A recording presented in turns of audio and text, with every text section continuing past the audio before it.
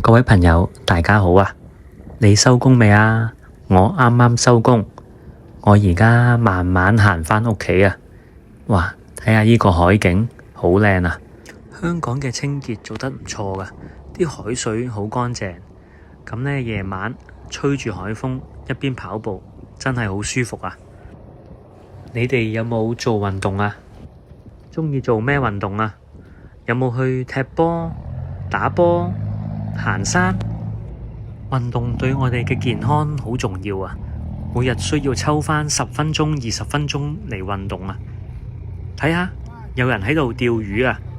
有啲喺內陸城市嘅朋友同我講，佢哋好難得會見到海啊！住喺沿海地區嘅人呢，就可以成日都見到個海啊，海邊啦、海灘啦。但係都有人話，住喺海邊嘅濕氣會比較重，個人比較攰，同容易風濕骨痛。今晚呢，要問大家一個 IQ 題啊，就係太陽、星星同埋月亮邊一個最寂寞啊？知道答案嘅朋友可以喺留言區度留言啊。好，我趕住返屋企煮餸啊！知唔知呢隻係咩菜啊？